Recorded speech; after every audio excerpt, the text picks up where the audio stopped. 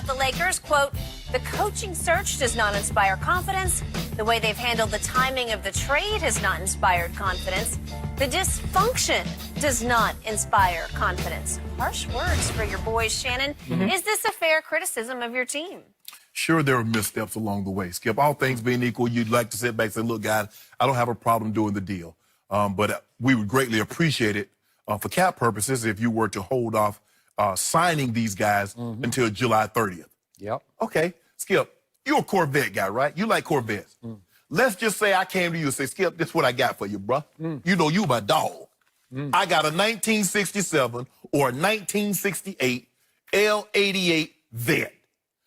One, I actually only like the new ones, but go No, ahead. I'm just saying. I'm not like a historic. But go ahead. Go ahead. but it got a small dent in the door. Oh, okay. You turning it down? No. No. No. Okay. There was a few missteps, but for an opportunity to get Anthony Davis, sometimes you, Skip, you know this. You've covered the game, been around the game too long. Sometimes to get a transcendent player, you have to overpay. Okay, so what? But they look at, when I'm looking at something, okay, disposable income. That's how I really evaluate whether I'm going to buy something or not. Do I have disposable income? Is this going to cut into my normal budget, my mortgage, my rent? Yep. If it's not, okay, I'll get it. Skip. They looking at Lonzo. Yep. He's a disposable income. They're looking at B.I. He's disposable income. The fourth pick is disposable income. So, disposable income, we want Anthony Davis. Okay. They got Anthony Davis. They're nitpicking. Come on, bruh. To get 6'10", a guy that averages 25 and 12, and before the trade, the first 41 ball games, he gave you 29, 13, and 2.5. Nah. Everybody has something. There's no way, I heard the same execs, there's no way this team or the Pelicans going to deal with the Lakers. There's no way, yada, yada, yada. The Boston Celtics have this and they have that. The bottom line was the Pelicans had to move on from Anthony Davis. The Lakers had the best deal then, before the trade deadline. They had the best deal now. If you want to nitpick, but what this is about is they didn't want the Lakers to be back on top like we are. We there in our rightful place where we going to be for the very foreseeable future. This is about maximizing LeBron James's 2-3 years that he signed with the Lakers, and then set yourself up moving forward with a 26-year-old, 6'10" and a half, 6'11" inch guy that can dominate for years to come. I got no problem. Stop nitpicking, haters. Okay, I disagree with your nitpicking because all of these nits that are being picked are actually boulder-sized blunders by Rob Pelinka. But I do agree with your bottom line. They still have Anthony Davis. Everything that's in here, there are 20 criticisms. They all end for me with, but they still have Anthony Davis. Thank you. But they're still the favorite. But they still have Anthony Davis, and they're still the favorite. Rob Pelinka should be in position to be fired even after he just pulled off one of the greatest trades in Laker history. But he should be, because this is incompetence, rampant incompetence across the board in every way, shape, and form. Did he overpay? Yeah, he did. But if you put it in a vacuum and just start to weigh it, he overpaid. But he got Anthony Davis. And they had to have Anthony Davis because I don't think they would have signed any premier top-tier free agent without acquiring Anthony Davis. Now this gives you a chance. Maybe if you can finesse and finagle your way back into some cap space, you now have a chance to go get number two. Go get somebody of stature. You could have three when you were lucky to even have one other besides LeBron. And yet there are blunders everywhere. He completely swung and missed at how you play the game.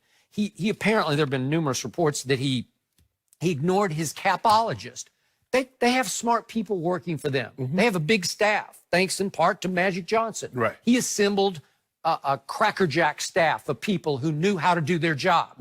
And Magic was a taskmaster. He was demanding, and they were all ready to do their jobs until Rob Pelinka politically stabbed Magic in the back, and maybe he was stabbable. Maybe he didn't live up, right? But still, he won that power struggle politically, and then apparently he just ignored the capologist people, the people who could have informed him, explained to him what you're stepping into here, could have explained, you need to figure out the timing of this. This needs to be delayed so that we can maximize our cap space. Skip? And like I said, Skip, there were missteps. You could have gone, look, okay, July 30th. You can't sign the guy until July 30th. Right. Skip, but you can't make the 4th pick, and the Pelicans don't like the guy that you're picking, so obviously you go to them. Okay, who would you like with the 4th pick? You want Garland, you want the Culver kid from Texas Tech, Do it. you want the kid from Virginia, Hunter, it. whomever. Get it. Yeah, figure it out. But we're going to do this, but we're asking you not to sign the guy until July 30th. Part of the negotiation Right. before you finalize the deal.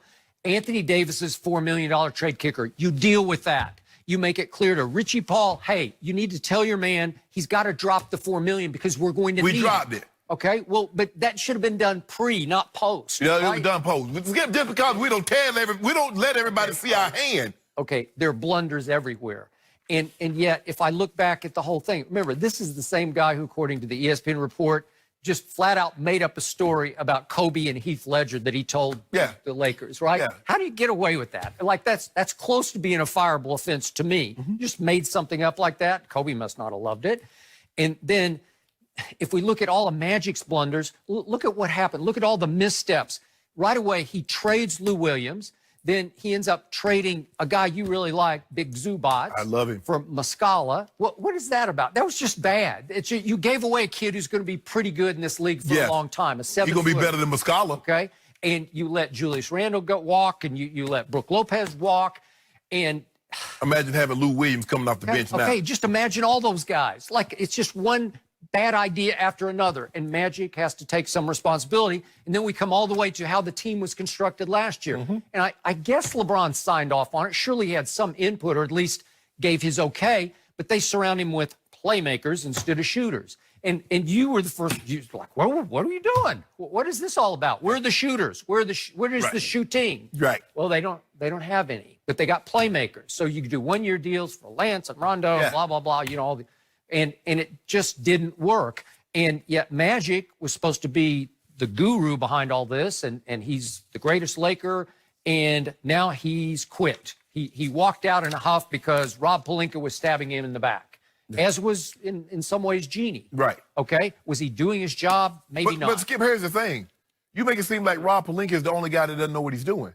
There are like 3 people that's above him that don't know what they're doing either. All right. Okay. But in spite of that, they got Anthony Davis. And they're the wait a second. They're the Vegas favorites to win the championship. How's that possible? Overnight, it went like that. It went from laughing stock to you better buy stock in the Lakers, right? But Skip, here's the thing. Look, sometimes you overpay. And I tell the story all the time. I had an opportunity to get into Google. And the guy told me, says, Shannon, it's going to open up at $85. Yeah. It opened at $115.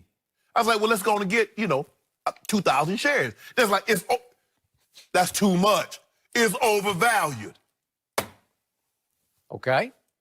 So I told you yesterday, right now, Rob Pelinka remains a puppet on the strings tugged by David Griffin in New Orleans. Dance, Robbie, dance. That's what's happening right now because it hasn't been done yet. The deal's not finalized.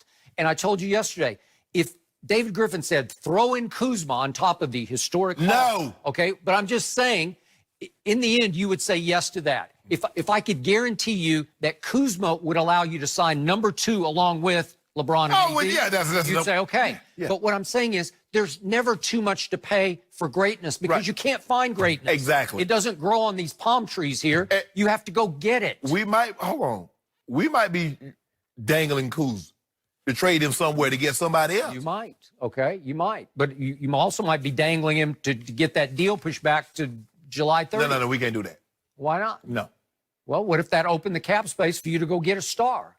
The team. You want Portland? You want OKC? You want Golden State? Name a team that can throw out two better players than what we got currently. We ain't got a hope. We ain't got a wish. If they do this, we can do that. Right now, today, as Skip Bayless and Shannon Sharp sit here and speak, name a team that has 2 better players than AD and Bron. Give me until July 2nd, and then I'll have an answer for you.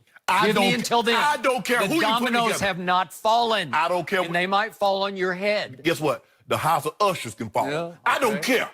Nobody can touch those 2.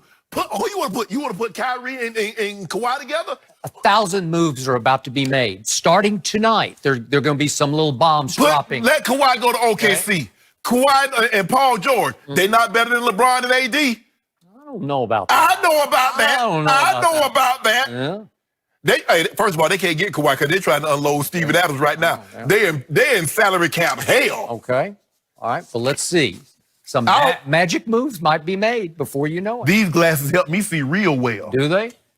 What do you see? I see that we got the best two players that anybody can throw out there for the start of the 2019 season. One of them's going into his 17th season. I don't care if he's going to 27th. Okay. Well, and one of them played no defense last year, like none. One of them got shoved into playing defense by Kyle Kuzma at Memphis. That was in the past. That was in the past. Don't cover that guy. That was in the past. Oh, so now he's going to be rejuvenated and revitalized. He's going to actually try on defense? I don't know about that. Is he still that guy? That's why we're gonna have. That's why we need. If we don't get Kawhi, we need 3-and-D guys. We need Ariza. We need guys that can play some D. Because we got. You see what we got back there. Yeah. We got a guy that can any given moment, any given year, he can win Defensive Player of the Year. AD can do that. You mean the red 23? Yeah. Not the 23 and a half. The yellow 23. 23 and a half. Okay. We'll see if the Lakers end up buying some second-round picks or Yeah, something to fill out that roster. I might buy me one. You might. You could use one. A lot of open spots to fill on that roster. All right, up next, speaking of the draft, is Zion guaranteed to become a superstar in